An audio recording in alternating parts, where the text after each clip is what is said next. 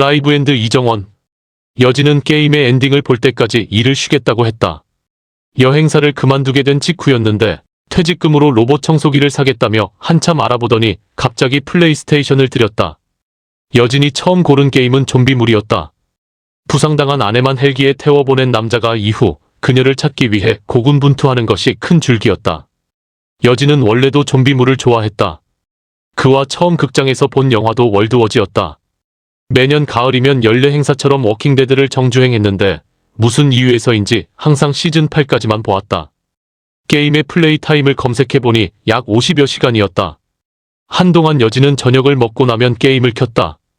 이런 건 어두울 때 해야 제맛이라면서 소파를 등받이 삼아 바닥에 앉아서 TV 화면 속 좀비를 쏘아 죽이느라 바빴다. 다녀올게. 당직 근무인 날이면 그가 늦은 밤 현관을 나서는데도 하며 화면에서 눈을 떼지 못했다.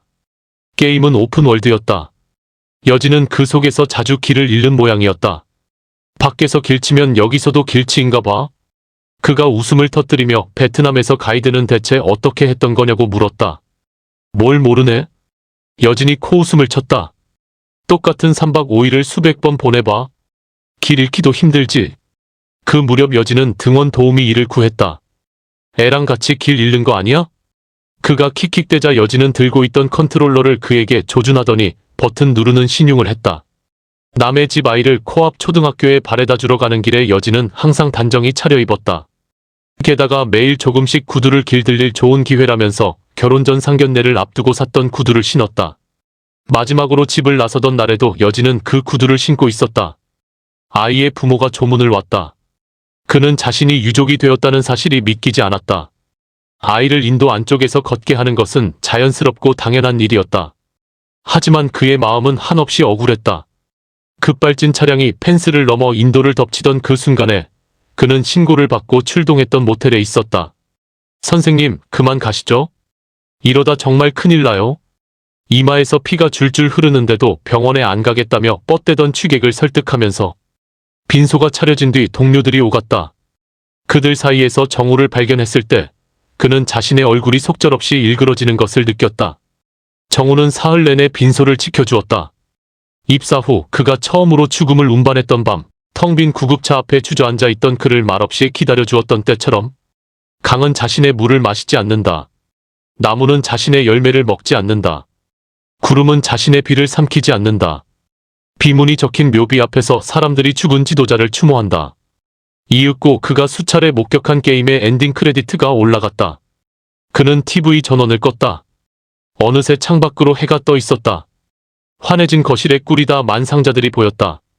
퇴사한 지 사흘이 지나 있었다. 그러니까 이삿짐을 꾸리던 중 일어난 일이었다. 컨트롤러를 집어들고 잠시 고민하다 마지막으로 게임을 실행했던 게 플레이스테이션은 5년 전 정리하지 못한 것 중 하나였다. 파주의 추모원에서 집으로 돌아오던 밤, 그는 소파에서 기절하듯 잠들었다. 자는 동안 허리깨가 불편하게 결린다 싶었는데 소파 틈새에 컨트롤러가 끼어 있었다. 게임을 실행하기 무섭게 폐건물에서 좀비들이 쏟아져 나왔다. 그날 그는 밤새 좀비를 쏘아 죽였다. 그 역시 수차례 죽었지만 플레이어라는 이유만으로 금세 되살아났다. 게임의 엔딩을 보고 싶다는 생각이 들었다. 한동안 그는 먹고 자고 일하는 시간 외에는 좀비가 우글대는 세상에 살았다. 다행히 그곳에서 시간을 보내는 동안 바깥의 시간도 공평히 흘러갔다. 보름 만에 처음 엔딩을 본 이후에도 종종 게임을 처음부터 다시 했다. 언제부턴가 그는 게임을 잠시 멈추어두고 냉동만두나 라면을 먹을 수 있게 되었다. 그는 밤새 부릅뜨고 있던 눈을 꾹 감았다 떴다. 1시까지 파주에 가기로 되어 있었다. 이직하게 된 직장에 근로계약서를 쓰기 위해서였다. 그는 신발장 앞에 게임 컨트롤러와 콘솔을 밀어두었다. 그런 뒤에는 이삿짐을 마저 꾸리다 약속 시간에 맞추어 집을 나섰다. 그는 파주 장릉 입구에 도착해 종합 안내도를 올려다보았다. 온통 초록색이었다. 입구에서 시작된 길이 인조와 인열 왕후의 합장릉까지 이어졌고 장릉 내부를 산책할 수 있는 둘레길도 표시되어 있었다. 매표소 앞에는 아무도 없었다. 그는 안내문을 하나하나 읽어보았다. 낙서 금지, 반려동물 출입 금지, 음식물 및 돗자리 반입 금지, 맨발 보행 금지. 근처에 휠체어 유아차 대여소와 공중화장실이 보였다. 관리소는 매표소 뒤편에 있었다. 그는 1시 정각에 맞추어 관리소로 갔다. 회의실로 안내받고 잠시 기다리자 관리소장이 들어왔다. 괜찮아요? 그냥 앉아 계세요. 소장이 그를 말리며 맞은편에 앉았다. 다시 보아도 당연히 정우와는 닮은 데가 없는 얼굴이었다. 그럼에도 한 달 전 면접을 보았을 때 그는 맞은편에 앉아있던 2명의 면접관 중 누가 정우의 매형인지 어렵지 않게 알 수 있었다. 그날 그가 받은 질문은 2개였다. 현재 재직 중이라고 되어 있는데 4달부터 출근할 수 있는지, 그리고 서울에서 통근이 가능한지. 그는 이미 사직서를 낸 상태이며 이사를 고려 중이라고 답했다. 최종 합격 연락을 받던 날 그는 정우에게 밥을 샀다. 정우는 삼겹살을 먹겠다고 고집을 피웠다. 최근 한의원에서 팔체질 검사를 했는데 섭생표에 소고기가 X 쳐져 있었다는 거였다. 부추는 세모더라. 그러면서 부추 무침이 담긴 접시를 밀어내는 걸 보고 웃어버렸다. 정우는 2년 전 일을 그만두고 놀이공원에 계약직으로 들어가 있었다. 신규 입사자의 심폐소생술 교육을 하거나 의무실에서 처치하기 어려운 손님을 인근 종합병원으로 이송한다고 했다. 그래봐야 무릎이 깨진 정도지 뭐. 무엇보다 여긴 폐장 시간이 있어서 좋아. 그렇게 말했던 정우는 확실히 이전보다 살도 좀 올랐고 혈색이 좋아 보였다. 그가 노릇노릇 잘 익은 고기를 정우의 앞접시에 옮겨 담고 있을 때였다. 괜히 부담 갖지 마. 빽이랄 것도 없으니까. 정우가 말했다.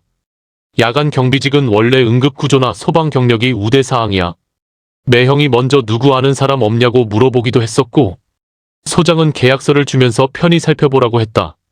정우에게 들은 대로 2교대 격일 근무였고 보수는 야간 수당을 합해도 최저 시급 수준이었다. 그는 3군데에 서명한 뒤 소장에게 계약서를 다시 건넸다. 아, 혹시 그거 아세요? 소장의 얼굴에 장난기가 섞였다. 여기 별 1.1인 거. 그러더니 휴대폰 지도 앱에 파주 장릉을 검색해 보여주었는데 스크롤을 내리는 족족 신랄한 후기가 이어졌다. 1점도 아깝다. 런조. 무능하고 비겁한 왕. 선조는 양반임. 패급. 어지간하면 안 가는 편이. 이곳은 쓰레기 매립지입니다. 그가 웃음을 터뜨리자 소장은 만족한 듯 계약서를 책상 위에 탁탁 털어 정리하며 말했다. 물으식이 없깁니다. 그래도 일하긴 편할 거예요. 정우만큼이나 좋은 사람이라고 그는 생각했다. 소장은 인수인계를 해줄 겸 장릉 내부를 한 바퀴 같이 돌아보자고 했다. 능침까지 가는 길에 느티나무가 가득했다. 군데군데 놓인 벤치는 모두 비어 있었다. 한 걸음 앞서 걷던 소장이 갑자기 멈추어 서더니 말했다. 여기가 금천교예요. 짧은 돌다리는 속세와 성역을 구분하는 다리치고는 영 볼품없고 허술해 보였다. 안쪽으로 조금 더 걸어가자 홍살문 너머 봉긋한 언덕이 보였다. 왕이 걷는 길이라는 어로를 통해 가까이 가보았지만 정면에 놓인 정자각 건물 때문에 막상 능침은 잘 보이지 않았다. 2 사람은 숲길로 들어섰다. 걸음마다 색색의 낙엽 밟히는 소리가 크게 들렸다. 안내문에 쓰여있던 대로 입구까지 돌아 나오는 데는 약 40여 분이 걸렸다. 안에서 마주친 방문객은 서너 명 정도였다. 주차장으로 가기 전에 근처를 좀 둘러볼까 싶었다. 코앞에 편의점이 있기에 들어가서 에너지바 3개와 초콜릿, 젤리 2봉지를 집었다. 그가 계산대에 껌 2개를 급히 올리자 직원이 물었다. 봉투 드릴까요? 그는 괜찮다고 했다가 제일 작은 종량제 봉투를 달라고 말을 고쳤다. 봉투는 청록색이었다. 편의점 바로 옆에 작은 무인 카페도 있었다. 그는 따뜻한 커피도 사서 차로 돌아왔다. 에너지바를 씹으면서 내비게이션으로 주변을 살피는데 5분 거리에 아웃렛이 있었다. 앞으로 장은 그 안에 대형마트에서 보면 될 것 같았다. 그는 커피를 한 모금 마셨다. 향이 좋았다. 자주 들르게 될 것 같다고 그는 생각했다. 서울로 돌아왔을 때는 3시가 조금 넘어 있었다. 그는 조수석에 두었던 쓰레기를 챙겨 차에서 내렸다. 단지 내 분리수거장에 쓰레기를 버린 뒤 집 앞에 맥도날드로 향했다. 시간대가 애매해서인지 매장은 한적했다. 키오스크 앞에서 잠시 고민하던 그는 새로 출시된 버거를 세트로 주문했다. 잠시 후 트레이를 들고 올라간 2층에서 그는 아이를 보았다. 아이는 친구와 함께 있었다. 그는 항상 앉던 창가 자리로 갔다. 애들을 멀리서 마주보는 위치였다. 매장에는 노래도 나오고 있지 않아서 둘의 대화가 그대로 들려왔다. 그거 나한테도 공유해줘. 아이는 친구와 머리를 맞대고 휴대폰을 보며 깔깔 웃다가 이따금씩 앞에 펼쳐둔 문제집을 풀었다. 냅킨을 갈기갈기 찢으면서 선생으로 추정되는 누군가를 한참 씹기도 했다. 야, 우리 이제 가야 돼. 지금 몇 시인데? 55분. 아이들이 가방을 챙겨 자리를 떴다. 잠시 뒤 유리창 너머 횡단보도를 뛰어 건너는 아이들이 보였다.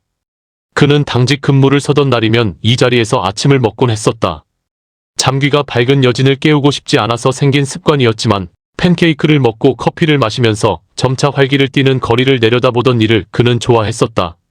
여진이 죽은 뒤 1년이 지났을 즈음 그는 아파트 경비실 앞에 서 있던 아이의 엄마를 보았다. 한때 남의 손에 딸의 등원을 맡겼던 여자는 아이의 손을 꼭 잡고 있었다.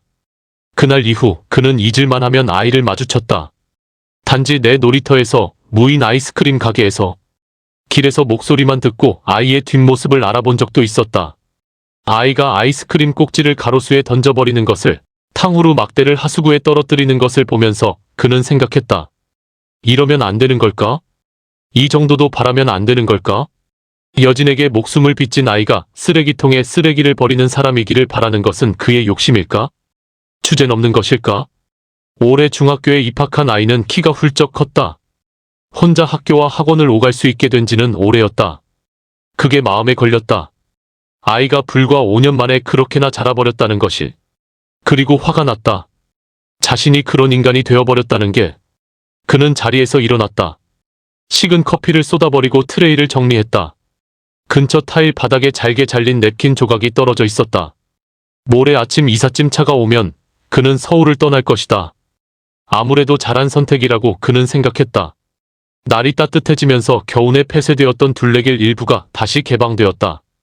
분홍이 잠시 머물다 간 자리에 금세 연한 새잎들이 고개를 내밀기 시작했다. 그는 저녁 6시에 출근하면 곧바로 둘레길을 돌았다.